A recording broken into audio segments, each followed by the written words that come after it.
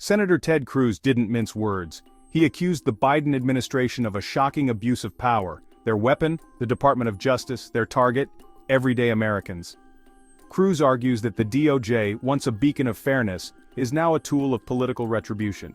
He points to a pattern of behavior, a string of actions that paint a disturbing picture. This is about more than just disagreements over policy. It's about the fundamental principles of justice and the very soul of America. Is the Biden administration using the immense power of the federal government to silence dissent? Are they targeting those who dare to challenge their agenda? Cruz believes so. Great movie, Casablanca. We encounter the phrase, "I'm shocked to find gambling here." I have to say, sitting through this hearing and listening to our Democrat colleagues, say I'm shocked that anyone would think there was weaponization at the Department of Justice or the FBI. It makes me wonder where my Democrat colleagues have been the last 4 years. In over 200 years of our nation's history, we've had 47 presidents. Mr. Blanche, of those 47 presidents, how many not named Donald John Trump have been indicted? 0. How many presidents not named Donald Trump have been prosecuted? 0. How many not named Donald J. Trump have had FBI agents arrive at their home and rifle through their home? 0. Throughout 4 years of the brazen weaponization of the Department of Justice and the FBI, Senate Democrats sat by meekly and mutely. Understand, President Trump wasn't indicted once, he wasn't indicted twice, he wasn't indicted 3 times, 4 separate times by partisan Democrat prosecutors who were terrified that the American people would vote to re-elect him. You heard just a minute ago my friend from Vermont ask you to defend the good men and women of the FBI. I agree, you should defend the good men and women of the FBI, and I'll tell you, I've heard from FBI agents who are horrified. And he's laying out the evidence for the American people to judge.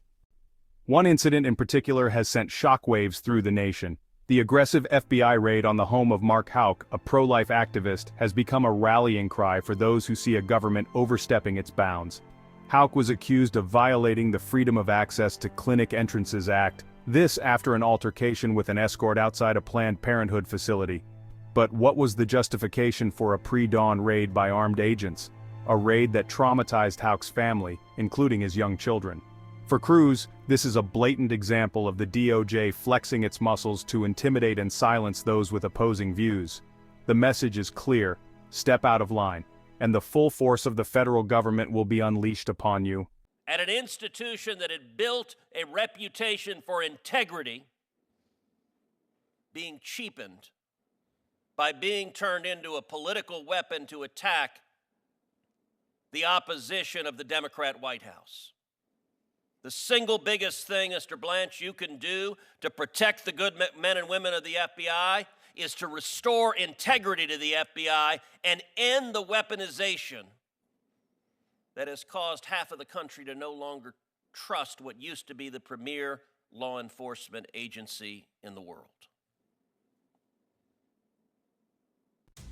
The politicization of the DOJ is further highlighted, Cruz argues, by the unprecedented indictments faced by former President Donald Trump. While Trump's legal troubles have been widely publicized, Cruz points to a double standard at play.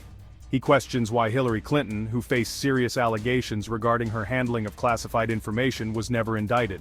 Why, Cruz asks, is the Biden family, particularly Hunter Biden, seemingly immune from scrutiny despite mounting evidence of potential wrongdoing?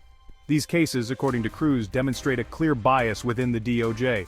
It's a two-tiered system of justice, one for political allies and another for perceived enemies. This, Cruz warns, is a dangerous path for America, eroding trust in the very institutions that are meant to uphold the rule of law. For 4 years, we saw the Biden Justice Department happily weaponize that agency to go after their political opponents. We saw Mark Houck, a pro-life protester who faced a pro-abortion protester who screamed and shoved his son, and he pushed the man back. In response for pushing a man back who had screamed at his 12-year-old son, the Biden Department of Justice and FBI sent an army of FBI agents at the crack of dawn to his house, machine guns drawn, to arrest him in front of his 7 kids. Mr. Houck had, by the way, offered, through his counsel, to turn himself in. In your many years as a prosecutor, have you ever sent an army of FBI agents to arrest someone who's offered to turn themselves in peacefully? No. Section 4. Immigration Chaos. Cruz blasts Biden's border policies. Senator Cruz's concerns extend beyond the alleged weaponization of the DOJ. He has been very vocal about his disapproval of the current administration's approach to immigration.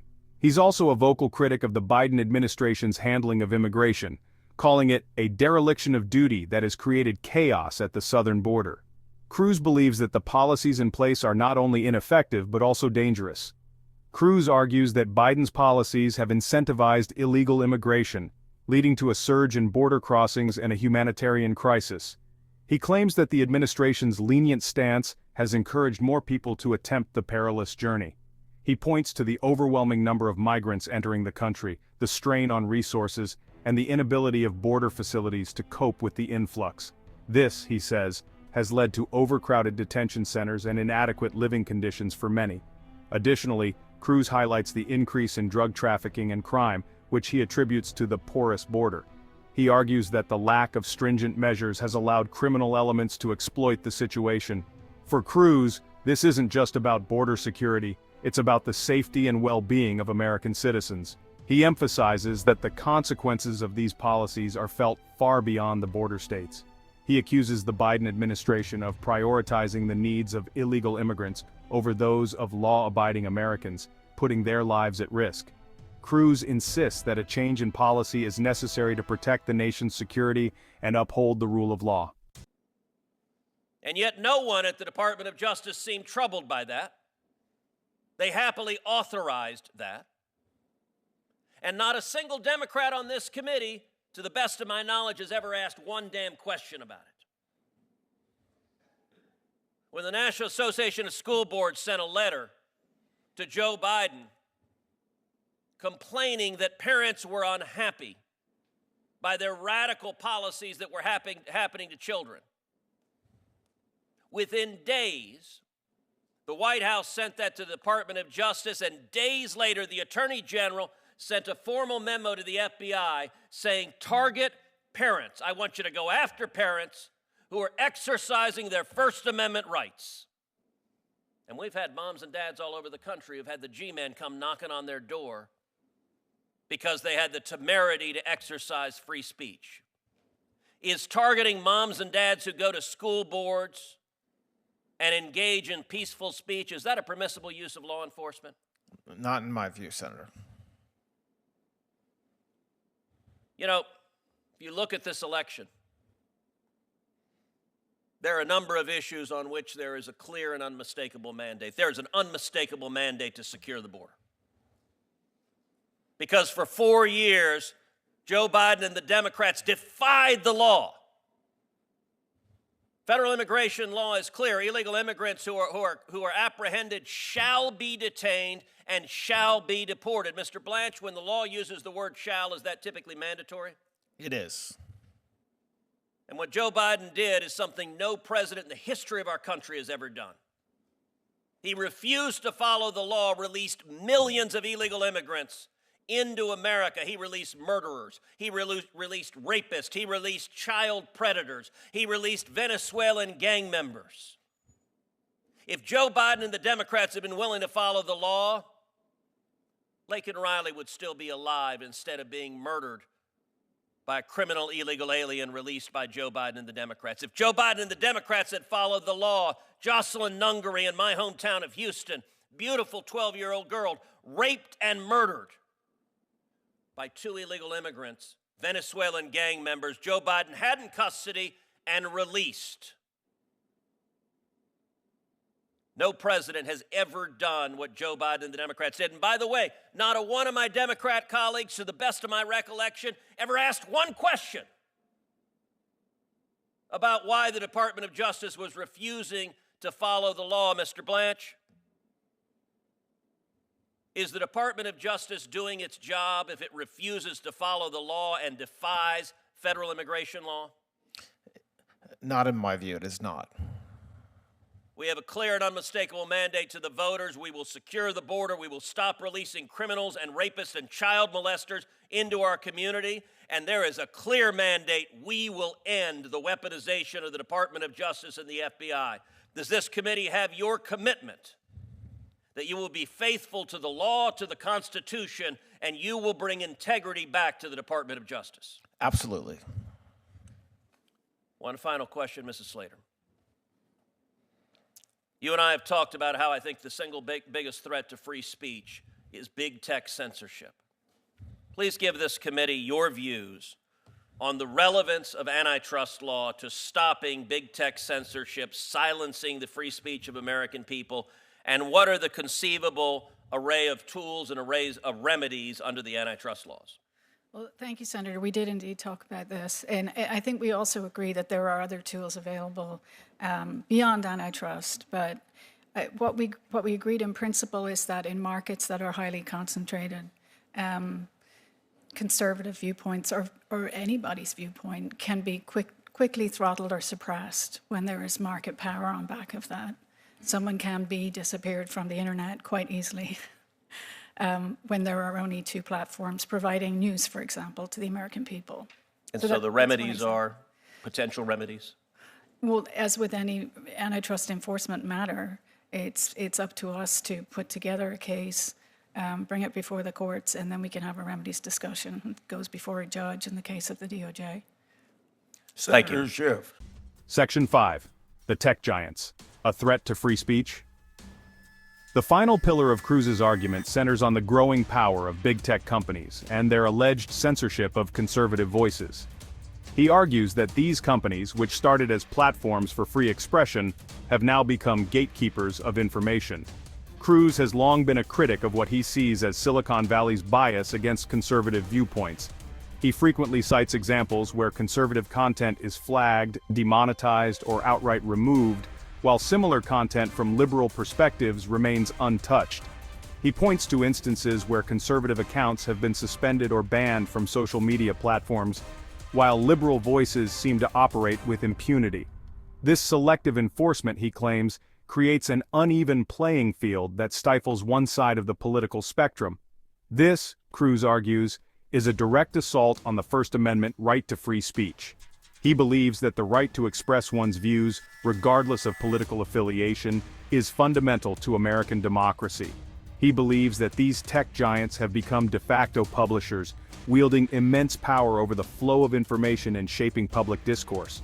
By controlling what content is visible and what is hidden, they influence public opinion and ultimately, the democratic process. For Cruz, the implications are chilling. He warns that if this trend continues unchecked, it could lead to a society where only approved narratives are allowed and dissenting voices are silenced. If a handful of unelected tech executives can control what Americans see and hear, then the very foundations of a free and open society are at risk. Cruz calls for greater transparency and accountability from these tech giants, urging legislative action to protect free speech in the digital age. Section 6, a call to action, Cruz's warning and the future of American freedom. Senator Ted Cruz's message is clear. America is at a crossroads. He sees a government weaponizing its agencies, targeting its citizens, and eroding the very freedoms it was founded to protect. This is not hyperbole, Cruz argues, but a stark reality that demands attention. He calls on the American people to wake up to the threat, to hold their elected officials accountable, and to fight for the soul of the nation. The stakes, Cruz warns, could not be higher. The future of American freedom, he believes, hangs in the balance. Section 7, Echoes of McCarthy. Cruz's claims in historical context. Cruz's fiery rhetoric and accusations of government overreach have drawn comparisons to Senator Joseph McCarthy, the controversial figure who led the anti-communist witch hunts of the 1950s. McCarthy's era was marked by intense scrutiny, fear-mongering, and the silencing of dissenting voices. Critics argue that Cruz is employing similar tactics, using fear and exaggeration to score political points and silence dissent. They believe that Cruz's approach is not about genuine concern, but rather about consolidating power and influence. However, supporters of Cruz argue that his concerns are valid and that he is simply shining a light on legitimate abuses of power. They see him as a whistleblower, bravely standing up against a system that has grown too powerful and unaccountable. They point to the unprecedented nature of the allegations against the Biden administration and the growing evidence of political bias within institutions like the DOJ and FBI. Supporters argue that these institutions have overstepped their bounds, compromising their integrity and impartiality. Whether one agrees with Cruz or not, his claims raise important questions about the role of government, the balance of power, and the accountability of public institutions, the limits of executive power, and the potential for abuse within the highest levels of government, and the future of American democracy. These debates are not just academic, they have real-world implications for how the country is governed. These are questions that deserve serious consideration and open debate, as the answers will have profound implications for generations to come. The dialogue around these issues must be robust and inclusive, ensuring that all voices are heard. As we navigate these complex issues, it is crucial to remember that the health of our democracy depends on our ability to engage in thoughtful, respectful, and informed discussions.